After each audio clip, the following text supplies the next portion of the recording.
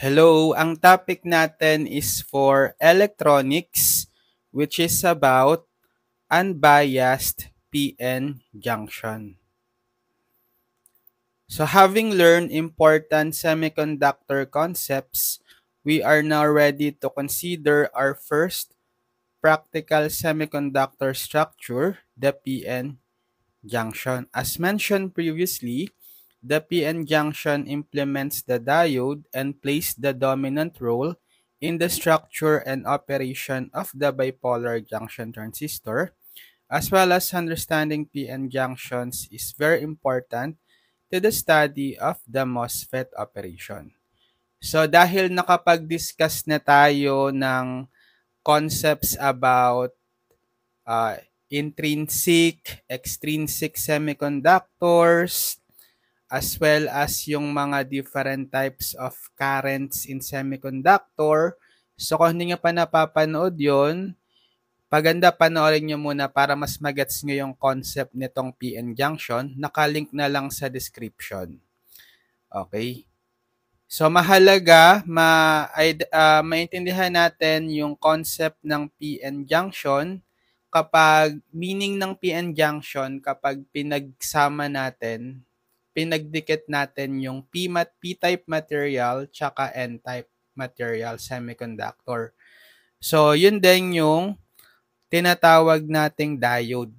So yung diode yung pinaka-basic semiconductor device. Kasi kapag nagets natin yung concept ng PN junction or yung operation ng diode, magigets na rin natin yung operation ng transistor. Ano ba yung mga transistors? Bipolar junction, BJT, tsaka yung MOSFET, field effect transistor. Okay? So, ano ba yung physical structure? So, figure below shows a simplified physical structure of the PN junction. It consists of a P-type semiconductor, usually the silicon, brought into close contact with an N-type semiconductor material, also silicon. In actual practice, both the P and N regions are part of the same silicon crystal.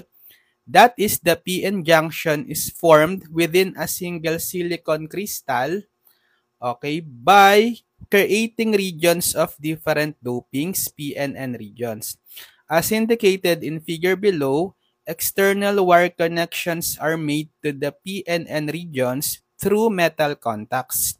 If the PN junction is used as a diode, this constitute the diode terminals, and we therefore label them anode and cathode in keeping with the diode terminology. So, kapag daw pinagdikit natin or nagkaroon tayo ng junction sa PNN type semiconductor, so tinatawag na natin siyang PN junction. Actually, hindi talaga yung magkahiwalay na P material, P-type material, tsaka N-type. Iisang silicon crystal lang yan. Tapos, nagdo-dope lang tayo ng certain amount of donor atoms, yun yung mga N-type, 'di ba? Tapos acceptor atom dun, at yun yung tinatawag ng mga P-type para magkaroon tayo ng PN junction. So sabi dito 'yon, okay? Part siya ng isang same silicon crystal, tapos nagdo-dope lang talaga tayo ng mga impurities para magkaroon ng N-type tsaka P-type. Tapos, nilalagyan lang natin ng contact terminals yung sa P-type tsaka sa N-type. Kapag nasa P-type tayo, tinatawag yung terminal na yon na anode. Kapag nasa N-type tayo, tinatawag yung terminal na yon na cathode. So, meron lang sila ditong metal contact. Okay? Ito na yung diode. Pero, next time, sa next lesson, i-discuss natin kung ano yung pinaka-symbol ng diode. Pero basically, siya na rin yung PN junction. Okay? So, paano naman yung operation with open circuit terminals? So, yung open circuit terminals, yun nga yung unbiased. So, wala ka pang kinoconnect na voltage dito sa anode tsaka sa cathode. As in, parang open lang talaga siya. As in, yung pinaka PN junction lang. So, figure below shows a PN junction under open circuit condition. That is, the external terminals are open. So, wala kang nakakonect dito sa kanyang terminals. Okay? So, the positive signs in the p-type material denote the majority holes. The charge of these holes is neutralized by an equal amount of bound charge associated with the acceptor atoms. For simplicity, these bound charges are not shown in the diagram. So, yung pinakita lang dito sa p-type, dito sa left side ng PN junction, yung mga positive symbol, yan yung mga holes or yung mga carriers. So, neutralized ito by the bound negative charge associated with the acceptor atoms. So, yun yung mga bound or yung mga covalent bonded na atoms, particularly yung mga acceptor atoms. Yung merong di ba? Mga valence electrons na 3. Kaya sila magiging negative ions kasi they tend to accept electrons kasi kulang sila ng isa. So, hindi ko na pinakita yan dito. Ang mga makikita nyo lang is yung mga carrier, which is yung holes. Which is kapag p-type, di ba, na-discuss natin, majority carriers yon. Tapos, in the n-type material, majority electrons are indicated by negative signs. Here also, the bound positive charge, which neutralizes the charge of the majority electrons, is not shown in order to keep the diagram symbol. The n-type material also contains minority holes generated by thermal ionization, not shown in the diagram. Hindi ko na rin pala pinakita dito sa holes yung mga minority carriers. Diba, ang minority carriers ng holes kapag p-type is yung electrons. So, puro mga positive. So, likewise, same lang din. Dito sa n-type, meron tayong mga free electrons. Ito yung mga negative sign. Yan yung majority carrier sa n-type, di ba? Hindi ko na rin pinakita yung mga bound positive charge, which is yun yung mga donor atoms. Okay? Na nakabond, na covalent bonded. So, they are positive ions kasi ang donor atoms kasi, 'di ba? Meron tayong dinodope na impurity na merong 5 valence electrons. As we recall, kapag may 5 valence electrons, ang tendency may extra electrons sila na dinodonate. Kaya magiging more positive sila kasi naglulose sila ng electrons. So, hindi ko na pinakita yung mga ions na yon, positive ion, for simplicity. Pero meron din dito pala yung mga minority carriers na holes kapag n-type, diba? So, hindi na rin pinakita. Yun yung mga carriers na nakakreate due to thermal ionization. So, ito yung pinaka-illustration natin for the PN junction. Kasama na yung mga holes and free electrons. So, the diffusion current, ID. So, ito, na-discuss ko na yung diffusion current. Ano yung diffusion current based on my previous discussion? Diba, ito is yung current na napoproduce kapag nagdi-diffuse yung mga carriers from higher concentration to lower concentration. So, part yan ngayon dito ng magiging current din sa PN junction. So, because the concentration of holes is high in the P region and low in the N region, holes diffuse across the junction from the P side to the N side. Similarly, electrons diffuse across the junction from the N side to the P side. These two current components add together to form the diffusion current ID, whose direction is from the p side to the n side as indicated in figure above. So, nung pinag-combine natin yung dalawang semiconductor material, yung P tsaka N, di ba? Ang P material, meron siyang higher concentration ng holes. Kasi majority carriers niya is holes. Tapos, dito sa N-type, ang higher concentration niya is electrons. Kasi majority carriers niya is electrons. So, dahil meron tayong from higher concentration ng holes sa left, tapos lower concentration ng holes sa right, ang tendency magkakaroon ng diffusion current. Mag-move yung mga carriers from higher concentration to lower concentration, which are the holes, kapag from P to N. Same lang din kapag from N to P, yung higher concentration ng electrons magdi-diffuse sa lower concentration dito sa P-type. So, yun yung bumubuo ng I sub D, which is ang direction daw is from P to N. Kaya yung direction ng arrow pa kanan. From P to N. Diba? PN. Okay. Tapos, next, let's have the depletion region. So, kopyahin ko nga ito. Copy natin tong figure. Oops, mali.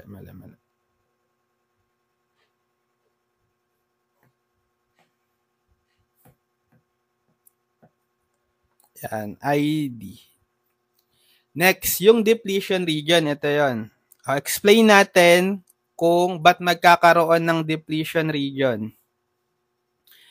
So, the holes that diffuse across the junction into the N region quickly recombine with some of the majority electrons present there and thus disappear from the scene. This recombination process results also in the disappearance of some free electrons from the N-type material. Thus, some of the bound positive charge will no longer be neutralized by free electrons, and this charge is said to have been uncovered. Since recombination takes place close to the junction, there will be a region close to the junction that is depleted of free electrons and contains uncovered bound positive charge as indicated in figure above. So, di ba pinag-junction na natin yung P at N type material. So, dahil magkakaroon tayo ng diffusion, magdi-diffuse yung mga holes from P to N, ganun din, magdi-diffuse yung mga free electrons from N to P. Ang mangyayari, particularly, simulan natin dito sa N. Sa N-type. So, magkakaroon ng recombination. Di ba, na-discuss natin yung recombination? Yung recombination kapag na-fill nung electron yung void. Okay? Or yung hole. So, dahil pumasok yung mga holes dito sa N-type, ang mangyayari is, or ano ba yung sabi dito? The holes that diffuse, disappear. Yon. So, dahil magkakaroon tayo ng holes dito magdi-diffuse yung holes sa N-type, therefore, magkakaroon ng recombination yung electron with the holes. And yung mga bound positive charge, yung mga ions natin dito, therefore, hindi nyo naman yung neutralize. Kasi magkakaroon na tayo ng kakulangan sa free electrons kasi nga, ang nagiging nare-recombine natin dito is yung dumadating na holes, nire-recombine niya dito sa mga free electrons. Kaya, ang tendency, near dito sa junction kung saan nag-meet yung P tsaka N-type, magkakaroon tayo ng kakulangan ng free electrons. So, ang matitira is yung mga bound positive charges, which is yung mga ions. So, kaya daw tinatawag na yung region na to kung saan nag-meet yung P tsaka N semiconductor, N-type semiconductor is depleted. I mean the depletion region. Kasi tinatawag siyang depletion region kasi yung mga free electrons natin is depleted. Okay, ang may iwan lang dito is yung mga bound charges, which is yung positive ions. Okay? So, same analogy kapag kinonsider din natin yung mangyayari sa p-type. So, the electrons that diffuse across the junction to the p region quickly recombine with some of the majority holes there and thus disappear from the scene. This results also in the disappearance of some majority holes, causing some of the bound negative charge to be uncovered, i.e. no longer neutralized by holes. Thus, in the P material close to the junction, there will be a region depleted of holes and containing uncovered bound negative charge indicated. Okay. So, di ba mag-diffuse naman yung electrons dito sa P from N to P. So, magre-recombine yung holes tsaka yung electrons. Ang tendency, makukulangan tayo ngayon dito ng holes kasi nga nag-recombine na yung mga free electrons with the holes. So, ang may iwan dito sa junction is yung mga bound charges, which is yung mga negative ions. Okay, which is stationary. Pag sinabi nating mga bound, stationary sila, hindi sila moving. Kasi nga, they are bonded with covalent bond. Okay? So, same analogy, magkakaroon din tayo ng depletion of holes dito sa p-type. Meaning, depleted of carrier holes din. Okay? So, kaya, together with yung depleted region, depleted electrons region dito sa N, tapos depleted holes region dito sa P, they form yung pinaka total depletion region. Okay? Ito. Yung pinaka-depletion region na yan. Ito. Which is consisting ng mga bound charges. Yung mga negative ions sa P material, tapos positive ions dito sa N material. N-type material. So, from the above, it follows that a carrier depletion region will exist on both sides of the junction. So, yun nga. Meron tayo sa P tsaka sa N.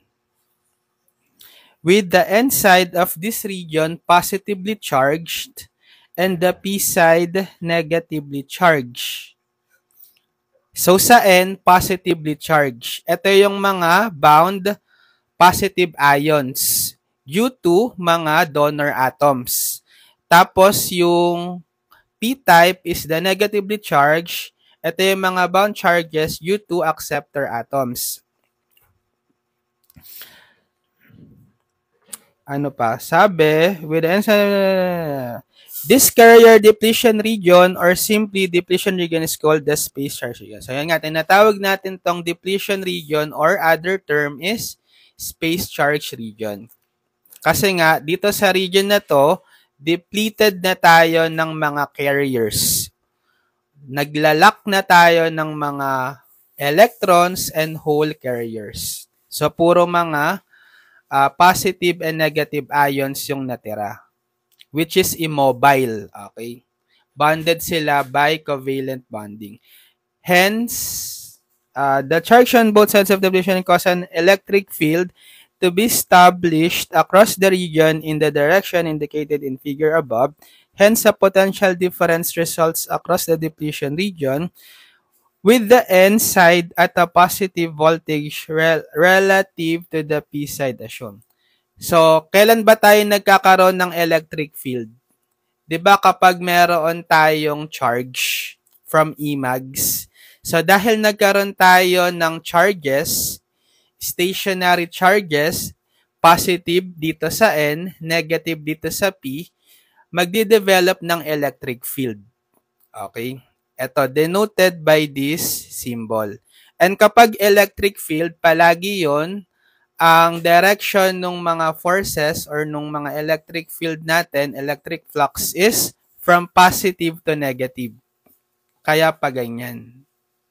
Diba nag-o-oppose dito sa ID? Sa current ID, diffusion current. So, dahil meron tayong electric field, magkakaroon tayo ng potential difference across the depletion region with the N side at a positive voltage relative to yan. So, positive yung dito sa N side, N-type, tapos negative dito sa P-side. Magkakaroon tayo ng voltage difference. Yun yung tinatawag natin na barrier potential, which is yung VO. Ito. So, thus the resulting electric field opposes the diffusion of holes into the N region and electrons into the P region. In fact, the voltage drop across the depletion region acts as a barrier that has to be overcome for holes to diffuse into the N region and electrons to diffuse into the P region. The larger the barrier voltage, the smaller the number of carriers that will be able to overcome the larger the barrier voltage, the smaller the number of carriers that will be able to overcome the barrier, and hence the lower the magnitude of the diffusion current. Thus, it is the appearance of the barrier voltage VO that limits the carrier diffusion process. It follows the diffusion current and it depends strongly on the voltage drop VO across the depletion region. So, dahil nagkaroon tayo ng electric field, which is para siyang voltage source with positive polarity dito sa N, tapos negative polarity dito sa P.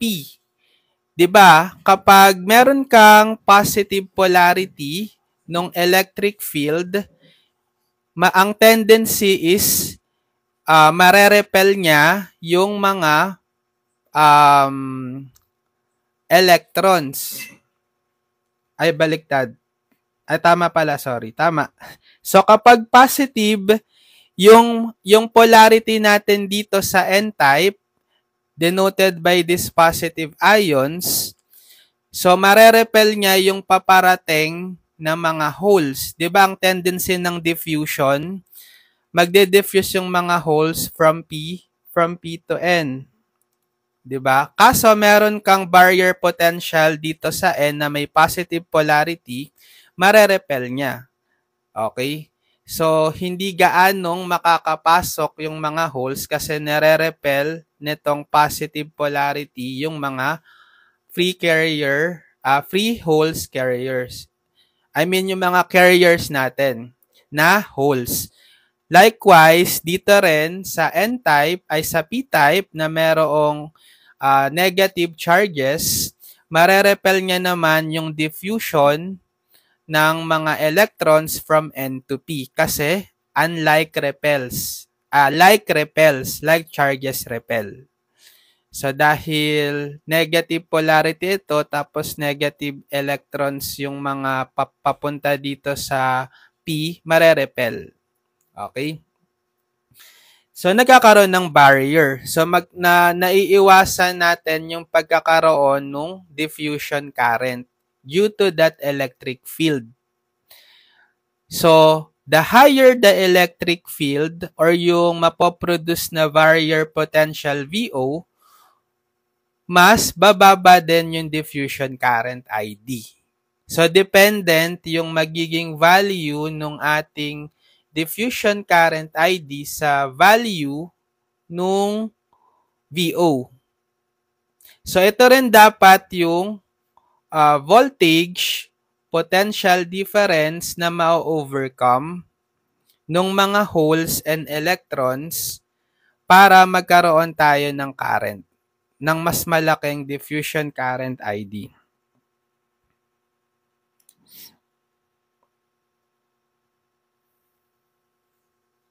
Yon. So, ito yung graph pala, potential versus the distance.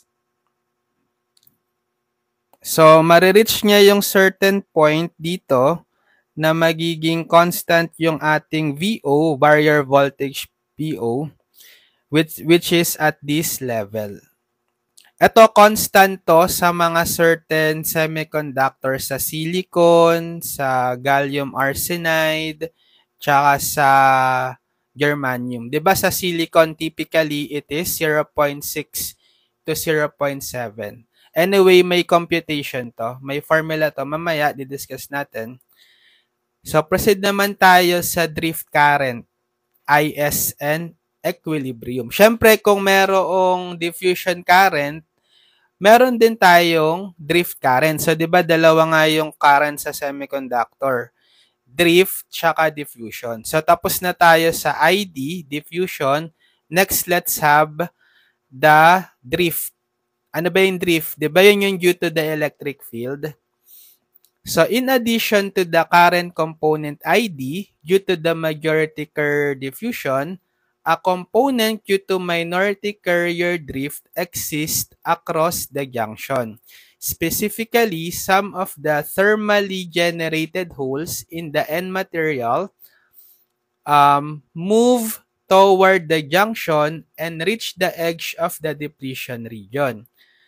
There, they experience the electric field in the depletion region, which sweeps them across the region into the P side. Similarly, some of the minority thermally generated electrons in the P material move to the edges of the depletion region and get swept by the electric field into the depletion region across that region into the N side. These two current components, electrons moved by drift from P to N and holes moved by drift from N to P add together to form the drift current IS, whose direction is from the N side to the P side of the junction as indicated figure above. So, ang drift current naman is due to the movements ng mga minority carriers. 'Di ba? Yung sa N-type natin, ano yung minority carriers?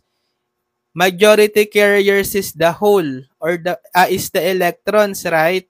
So therefore, ang minority nila dito is yung holes. Tapos dito naman sa P-type, majority tong mga holes, therefore ang minority is the electrons. So, meron din silang napoproduce na current. Yun yung drift. Kasi, ang polarity nga ng ating electric field is positive dito sa N, tapos negative dito sa P.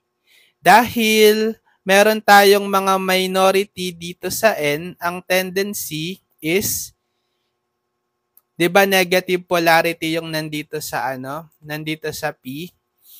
Dahil positive yung ating mga minority sa N, ia-attract nitong negative. Kasi 'di ba, unlike attracts. So makakapasok sila dito sa P. Ganun din dito sa sa N, may positive polarity yung electric field. So yung mga minority dito sa P, which is yung mga negative, yung mga electrons, ma-attract din nitong positive. Okay? So, makakapasok sila sa N. Okay? So, kaya, ang direction naman natin ng mga IS or yung tinatawag ng ating drift current is from positive to negative. Pag ganito. Okay? Which is denoted by IS. So, yun lang yun yung mahabang explanation na to. So, since the current IS is carried by thermally generated minority carriers, its value is strongly dependent on temperature. However, it is independent of the value of the depletion layer voltage VO. This is because the drift current is determined by the number of minority carriers that makes it to the edge of the depletion region. Any minority carriers that manage to get to the edge of the depletion region will be swept across by E, irrespective of the value E or corresponding of VO. So yung ating IS, kung yung ID is dependent on VO, 'di ba kanina sinabi, yung ID is dependent sa VO, barrier potential, yung IS independent. Dependent lang siya sa temperature. Kasi nga 'di ba yung mga minority carriers is dependent lang talaga 'yon sa thermal energy, 'di ba? Kaya mas mababa talaga yung values ng ating yung concentration ng mga minority carriers compared sa majority. Kasi depende lang sila sa temperature, unlike kapag sa mga majority carriers, sinasadya nating tumaas yung concentration nila kapag nag-dope tayo. Okay? So, dependent lang yung ating IS purely sa temperature, hindi sa VO or dun sa barrier potential. Okay, so under open circuit conditions, in the figure above, no external current exists. Thus, the two opposite currents across the junction must be equal in magnitude. So, dahil unbiased tayo, syempre, wala ka munang dadaloy na current. Wala ka namang sinusupply sa anode tsaka sa cathode eh. So, wala ka pang current. Therefore, para masabing no current tayo, kailangan balance yung ID tsaka IS. So, since opposite sila in direction, they should cancel. Dapat equal sila. Equal in magnitude but opposite in direction. Pag inad mo sila, isang positive let's say isang negative na magka-equal ng value, magsi-zero. So, wala kang current pa kapag unbiased. Otherwise, susupply nyo na ng voltage source, magkakaroon ka na talaga ng current. Pero kapag unbiased, dapat yung ID, drift current, yung diffusion current should be equal to drift current IS. Okay? Next, so the junction built-in voltage. Ito yung tinatawag natin yung BO. So, meron tayong formula dyan. So, with no external voltage applied, the barrier voltage VO across the PN junction can be shown to be given by, so ito, tandaan nyo yung formula. So, V sub O is equal to KT over Q times the ln of NA ND over NI squared, or, di ba yung KT over Q is the thermal voltage. So, na-discuss natin to sa semiconductor current. So again, yung VO is the junction built-in voltage. V, unit is V. Capital T is the temperature in Kelvin.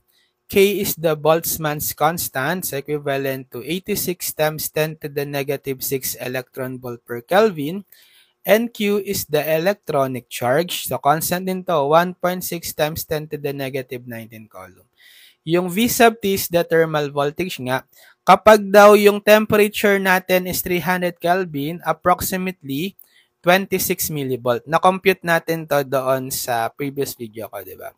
Gagamitin din natin to sa dynamic resistance ng diode and even sa transistors like sa BJT. So, tandaan nyo to, 26 millivolt. Yan, ito yung formula natin. Yung Ni dito, yung intrinsic semiconductor concentration. Okay? Yung given by BT raised to 3 halves e to the EG divided by negative 2 KT. Okay, yung na-discuss kong formula for intrinsic carrier semiconductor concentration dun sa previous video ko. So, balikan nyo lang yung mga previous video para mas nagigets nyo yung mga formula. Link on the description. Typically, for silicon at room temperature, VO is in the range of 0.6 to 0.9. Typically, kapag silicon, 0.7, di ba, ginagamit natin. Pero, pwede siyang mag-range from 0.6 to 0.9. Okay, next. Width of and charge stored in the depletion region. So, di ba, dahil meron tayong mga charges sa depletion region natin, pwede nating kuhain yung value nun. Meron tayong positive charge dito sa N, tapos negative charge dito sa P. Ito yung illustration. So figure above provides further illustration of the situation in the p-n junction in equilibrium. In the figure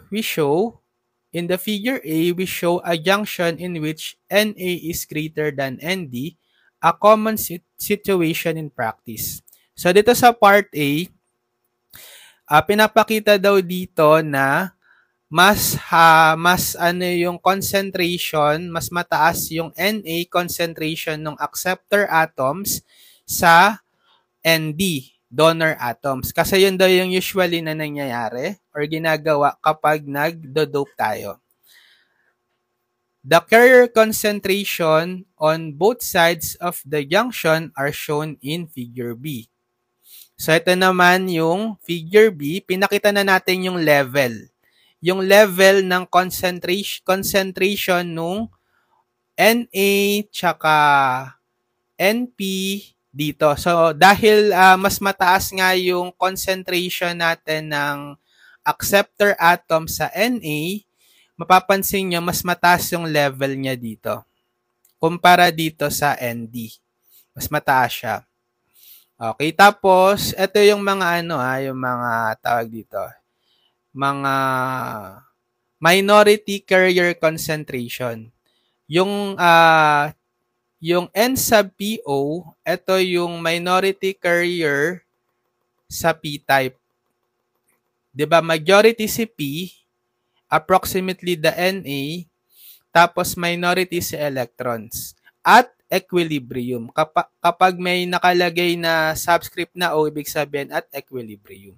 Yung formula natin is Ni square over Na. So, na-discuss ko to sa extrinsic semiconductor, di ba? Ganun din dito sa P. Tapos, ito yung location ng N. Anong PN junction? Okay. At 0 position.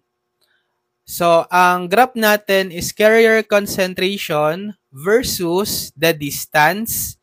Distance from the PN junction. Okay? So, pwedeng mag-move pa kanan, then pa kaliwa. Yung pa kanan is yung position sa N-type, tapos yung pa kaliwa is yung position sa P-type. So, the carrier concentration, we have denoted the minority carrier concentrations in both sides by NPO and ito nga, yung sinabi ko kanina, with the additional subscript O signifying equilibrium, i.e. before external voltages is applied, as you will see in the next section. So, wala pa tayong mga voltage applied, kaya nasa equilibrium tayo. Nagstay na for longer time yung PN junction. Stable na rin yung temperature. So, the depletion region extends in both the P and N materials and equal amounts of charge exist on both sides. However, since we usually use unequal dopings Na and Nd as in figure C, the width of the depletion layer will not be the same on the two sides. Okay, rather to uncover the same amount of charge, the depletion layer will extend deeper into the more lightly doped material. Specifically, if we denote the width of the depletion region in the P side by XP and in the N side by XN. We can express the magnitude of the charge on the N side of the junction as, so ito yung formula natin for the charge, absolute value para positive. So, saan to? Sa N side, equal siya sa formula. So, Q sub positive, kasi positive yung charge sa N, di ba? Q times A times Xn times Nd. Q is yung charge, electronic charge constant, 1.6 times 10 to the negative 19. Area is yung cross-sectional area dito. Dito sa junction na yan. Okay?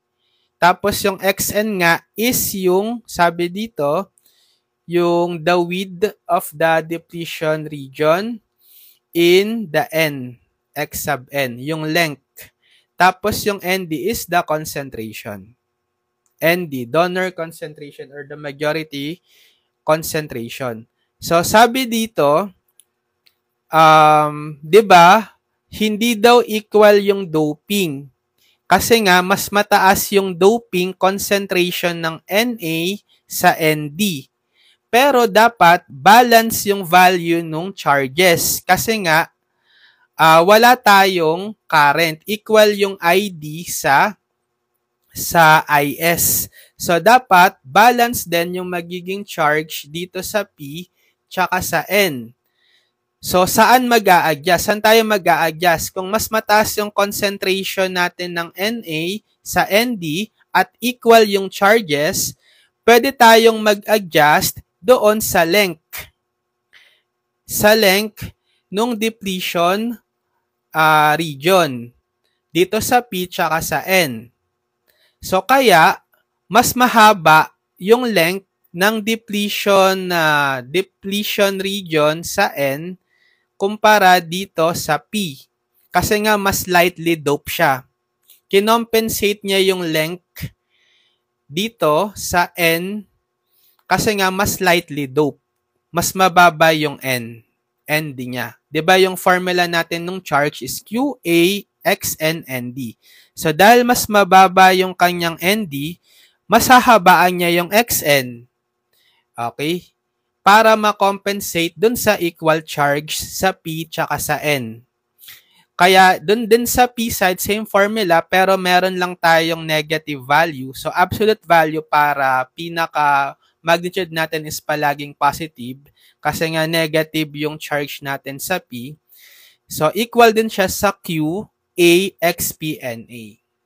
So, dahil mas mataas naman yung NA dito sa P, mas maliit yung XP. Diba dito sa graph? Ito yon. Ito yung XP. Ito yung XN. So, dapat equal yung Q sub positive or yung Q sa N dito sa Q sa P or Q sub negative. So, na-balance sila kasi mas malaki yung XN dito sa XP pero mas mataas yung concentration dito sa dito sa P kumpara dito sa N. So, dapat yung area na to is equal. Okay? Pero ito yung kabuang total width ng depletion region denoted by capital W. Bale yung sum ng XP tsaka XN yon, 'di ba? Okay, where A is the cross-sectional area of the junction in the plane perpendicular to the page.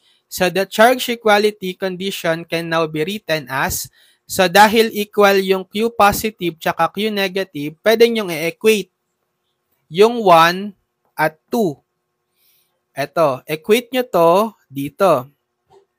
So pwede nyo i-cancel si Q, cancel si A kasi pareho lang yung equal. Tapos, makukuha nyo yung relationship. By cross multiplication, X sub N over X sub P is equal to NA over ND. Okay? Equation 3. The width W of the depletion layer can be shown to be given by, so yun nga, kapag pinag-add mo yung XP tsaka XN, ito yung pinaka-length ng W, yung depletion region. Ito yung length niya. Sum ng XP tsaka XN, starting from the origin 0. Tapos, meron daw tayong formula doon. So, W, length of the depletion region, is equal to XN plus XP equal to the square root ng 2 epsilon S sub S over Q times the quantity 1 over NA plus 1 over NdVO, where E sub S is the electrical permittivity of silicon. So, this is 11.7 times E sub O. Okay? Ito yung electrical permittivity in vacuum, right? which is equal to, so 11.7 times yung E sub O, 8.85 times 10 to the negative 14 farad per centimeter. So kapag pinag-multiply mo to, equal siya sa 1.04 times 10 to the negative 12 farad per centimeter. So tandaan nyo tong constant na to. Gagamitin natin yan. 1.04 times 10 to the negative 12. Typically, W is in the range of 0.1 micrometer to 1 micrometer. So yun lang yung range ng depletion region with 0.1 to 1 micrometer. Tapos equation 3 and 4 can be used to obtain Xn and Xp in terms of W. So kapag sinubstitute nyo to, ginamit nyo equation 3 and 4, particularly ito, halimbawa, si Xn, cross-multiply nyo si Xp, bale Xn is Na over Nd times Xp. Tapos, ginamit nyo tong equation na to na W is Xn plus Xp. Palit nyo dito, for example, yung Xn in terms of Xp. Makukuha nyo yung Xp na to. W is Nd over Na plus Nd. So, same lang din kapag sinolve nyo naman dito si Xp in terms of Xn, tapos ipalit nyo dito sa equation na to, makukuha nyo yung relationship na to. So, the charge stored on either side of the depletion region can be expressed in terms of W by using 1 and 2. So, dahil equal naman yung charge sa N tsaka sa P-type, denote na lang natin by Q sub J. So, pwede siyang maging equal to AQ times NAND over NA plus NDW using equation 1 and 2. And then finally, we can substitute for W from 4. So, dito sa formula natin na to, pag sinubstitute nyo yung W, in terms dito, substitute nyo yung W na yan dito. Okay. Makukuha yung formula ng Q sub J is equal to A square root ng 2 epsilon sub SQ times NAND over NA plus NDVO. Yung VO nga pala dito is yung yung barrier potential voltage. Tapos yung junction capacitance CJ makukuha mo na rin. Okay? Kasi meron ka ng QJ. By the formula, E sub S times the area over W. Applying yung formula ng capacitance relating yung area tsaka yung W. Yung area is yung cross-sectional area, tapos yung W is yung total width nung depletion region, tapos yung E sub S is the permittivity nung silicon. So, tandaan nyo tong mga formula natin, yung mga in-enclose natin sa box. Okay? So, ito, yung thermal voltage, yung barrier voltage VO, isa. Tapos, yung charge dito sa N-type. Tapos, yung charge sa P-type. Relationship nung mga width ng ating depletion region sa N tsaka sa P sa concentration NAND. Tapos yung total width ng depletion region W. Relationship ng XN sa W and concentration. Tsaka yung XPW concentration. Yung pinaka-total or yung pinaka-value ng charge in either P and N-type region. Ito. And then, also in terms of this form, Q sub J equal to this form, tsaka yung pinaka-junction capacitance in farad. Yan. So, ito yung mga formula na na-discuss natin for the topic unbiased PN junction. Okay, so siguro hanggang dito muna tuloy natin yung discussion sa next part, magsosolve na tayo ng problems. Application na netong mga concepts and formula na discuss natin. So sa part 2, solve tayo ng mga problems para magamit natin itong mga formula na na-discuss. Okay, so sige, abangan nyo lang yung next part nito. Follow nyo lang ako sa ating account para manonotify pag meron tayong video tutorial sa susunod. And subscribe din kayo sa ating YouTube channel, Engineered Math. Ililink ko na lang sa description yung mga past video tutorials natin for electronics, saka yung pinaka-playlist na rin for LX para mapanood nyo lahat ng video tutorials natin simula sa unang lesson hanggang last lesson. And then para meron kayong video tutorial playlist guide from our YouTube channel sa buong subject nyo na LX. Okay? So good luck sa mga nagtitake ng electronics. Kayang-kaya nyo yan. Aral lang mabuti and mag-practice mag-solve ng maraming problems.